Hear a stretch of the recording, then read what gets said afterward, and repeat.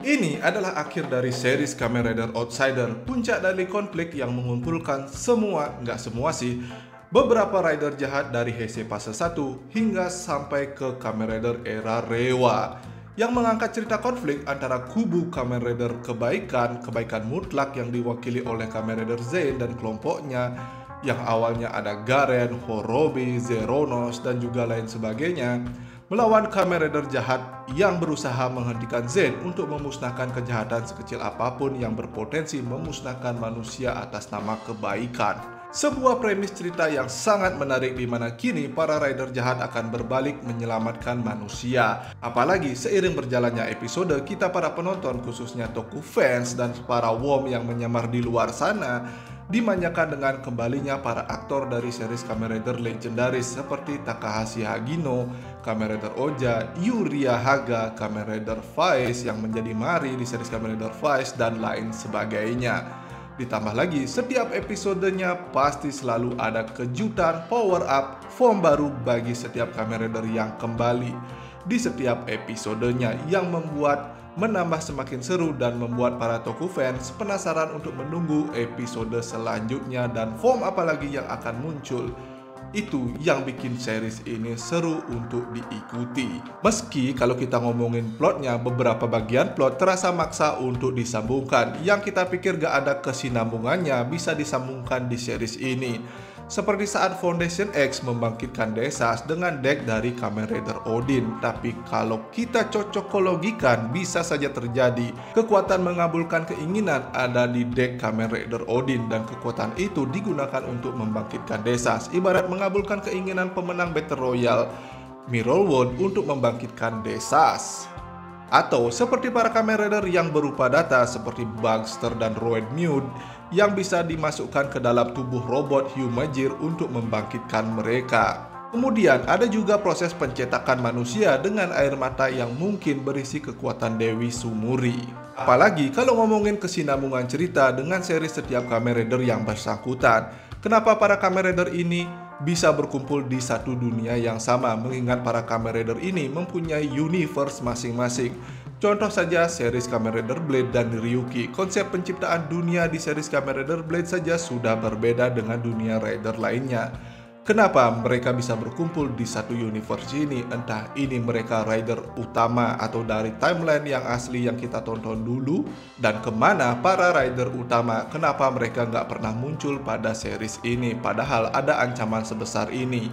Itu belum dijelaskan sama sekali sampai series ini tamat di episode 7. Kalau fans bikin teori sendiri dengan dasar cocokologi, bisa-bisa aja disambungkan semua kekurangan pada plot series ini. Mungkin jika kita kesampingkan masalah plotnya, anggap saja series ini adalah fan service untuk nostalgia mengembalikan para rider Kamen Rider legendaris yang jarang disorot. Series ini masih menarik untuk diikuti. Seperti yang kubilang tadi, untuk melihat siapa aktor dari rider yang kembali dan serta form baru apalagi yang mereka dapatkan. Tapi kadang kejutannya mereka bocorkan sendiri, seperti pada episode 7 ini. Karakter yang kembali adalah Beroba dan form baru yang muncul adalah Kamen Rider Zin Geyser. Semuanya sudah diperlihatkan pada trailernya, dan pada saat episodenya muncul tidak ada hal baru lagi, semuanya sesuai dengan trailer. Bisa dibilang trailer itu ringkasan dari episodenya. Jadi dengan kekalahan Zen dari Zero Three sebelumnya, kini Zen sepenuhnya berada di bawah kendali Ecol.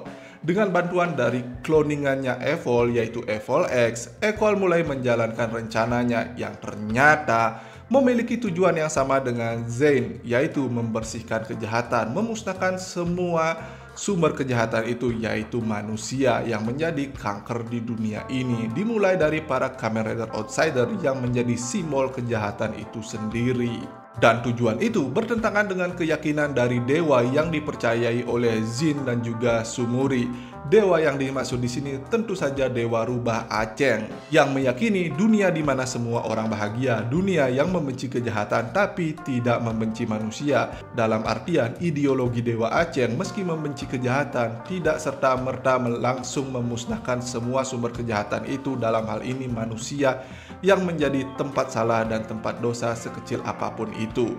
Jika ada kejahatan sedikit saja langsung dihukum, maka tidak akan ada kebahagiaan di dunia ini. Oleh sebab itu, Jin melaksanakan permainan Desire Royale untuk mencegah Ecole menjalankan rencananya dengan pertarungan game yang melibatkan semua para Kamen Rider Outsider untuk saling bertarung agar mendapatkan dunia yang mereka inginkan dan menjadikan Ecole dan FOLX sebagai bos terakhir di permainan ini untuk menghentikan rencana Ecole. Jadi mungkin Jin berpikir sambil menyelamatkan dunia, dia juga menjalankan acara TV yang menjadi tontonan bagi orang di masa depan.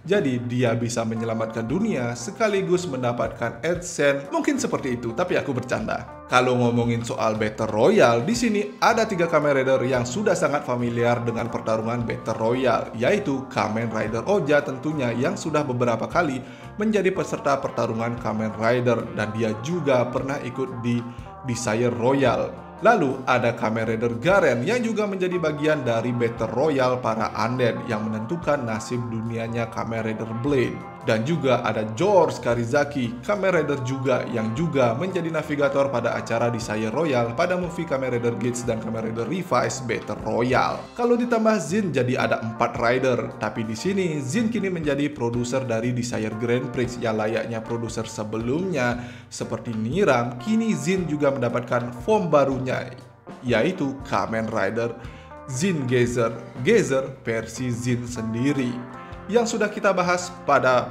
penampakan pertamanya saat pembahasan trailer episode 7 ini. Karena di sini Jin menyelenggarakan Battle Royale, aku kira rider yang sudah familiar dengan Battle Royale akan langsung ikut dalam permainan ini, terutama Oja yang memang suka bertarung. Tapi yang mendaftar menjadi peserta Desire Royale ini cuma 2 orang, yaitu Ahmad Sugai yang memang dari awal menjadi penggagas Project Outsider dan tetap konsisten dengan tujuannya mengalahkan Zain dengan hadiah dia ingin menjadi CEO terbaik di dunia. Dan George Karizaki, dia adalah orang yang bertanggung jawab atas kebangkitannya Zain, dia yang membuat Zain Driver. Kini dia ikut menjadi peserta dari Desire Royale atau game ini diberi nama Zain Game. Dengan hadiah, George ingin dunia di mana semua orang mencintai Kamen Rider. Mungkin ini dia mewakili keinginan dari Toei dan juga Bandai. Yap, 2 orang itu saja yang bergabung secara resmi, sisanya menolak dengan alasan masing-masing saat ditemui oleh Beroba. Jadi Beroba di sini kembali cuma sebagai pembawa pesan untuk merekrut para Kamen Rider Outsider agar bergabung di Zain Game ini. Tapi Beroba ditolak dengan berbagai alasan, seperti Darun Kuroto yang bisa membuat dunia yang dia inginkan dengan kemampuannya sendiri, atau Ark Orpenok yang tidak mau meminta bantuan pada manusia. Bahkan dia sempat disindir oleh Beroba kalau dia bukan Kamen Rider. Asakura yang tidak ingin diatur dan Tachibana yang merasa bertanggung jawab atas kebangkitan Kamen Rider Zain dan berbagai alasan penolakan lainnya. Tapi setelah pertarungan dimulai, FOLX dan Ecole mendatangi lokasi Desire Grand Prix sehingga memaksa Jin untuk masuk ke dalam pertarungan juga dengan form terbarunya. Hingga terjadi pertarungan 2 versus 3. Zain bersama FOLX melawan Tozer juga dan Zin. Meskipun jumlah mereka lebih banyak, Jin dan kawan-kawan tetap kewalahan melawan duo Evol dan Ecole ini. Lucunya, Evol sempat kesulitan melawan kemampuan mengontrol gravitasi milik Jin. Padahal kalau memakai kekuatan Black Hole itu memiliki tarikan gravitasi yang sangat kuat, bahkan paling kuat di alam semesta. Tapi ya seperti penjelasan di episode sebelumnya, Evol ini ya cuma cloning yang mungkin sudah tidak terhubung lagi dengan sel Evol yang asli. Tapi meski begitu, Evol dan Zain sempat membalikan keadaan. Hingga Desas dan para Kamen Rider Outsider lainnya muncul juga di lokasi pertarungan, meski sebelumnya mereka sempat menolak ikut dalam pertarungan permainan di GP, termasuk Ark Orpenok juga ikut dalam pertarungan kali ini. Merasa kalah jumlah, Ecole juga memanggil 3 Kamen Rider Zain lagi, yang katanya ini adalah varian Ecole dari universe lain yang sama-sama menjadi Kamen Rider Zain, atau dia sebut sebagai bentuk final dari Kamen Rider Zain, yang membuat Zain dan Ecole kembali unggul dengan semua kekuatan Legend Rider yang dia miliki. Hingga akhirnya seorang Yuto juga muncul dan ikut dalam pertarungan. Ini adalah Sakurai Yuto yang kembali menjadi dirinya yang dulu. berkat perkataan Brain yang mengingatkannya tentang Airinogami, sehingga kini Yuto kembali menjadi Kamen Rider Zeronos. Yang sangat kuat, dia bisa melawan Zen yang menggunakan kartu Kamen Rider Grand Zio dan men-summon 3 rider sekaligus, yaitu Hibiki, Den-O, dan juga Zio. Kabarnya 3 rider ini yang sedang promo penjualan mainannya, tapi 3 rider ini bisa dibilang menjadi tribut untuk aktor Yuichi Nakamura yang pernah berperan di 3 series ini. Di Hibiki, dia menjadi Kiria atau Kamen Rider Kyoki, dan di Den-O dia menjadi Yuto atau Kamen Rider Zeronos. Dan di Zio dia menjadi keduanya, bahkan menjadi Hibiki juga. Selain Zeronos, Brain juga ikut dalam pertarungan kali ini. Tapi kedatangan Yuto ini di pertarungan ini benar-benar bisa membalikkan keadaan.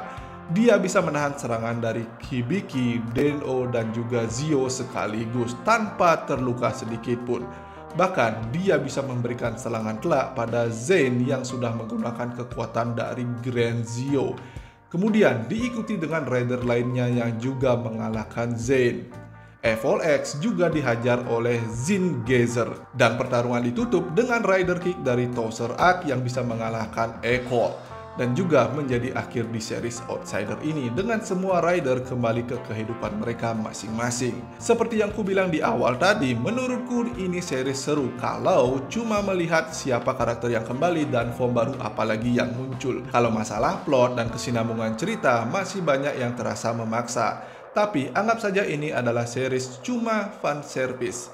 Jangan terlalu memusingkan masalah plot, maka kalian akan menikmati kejutan di setiap series, siapa karakter yang kembali dan form apa yang akan muncul lagi.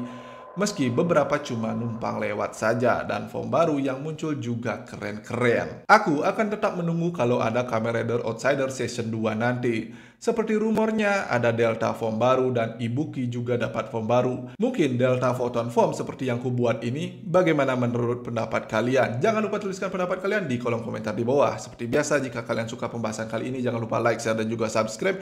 Thanks for watching. Sampai jumpa di pembahasan dan berita terkusat lainnya dari Drosatsu.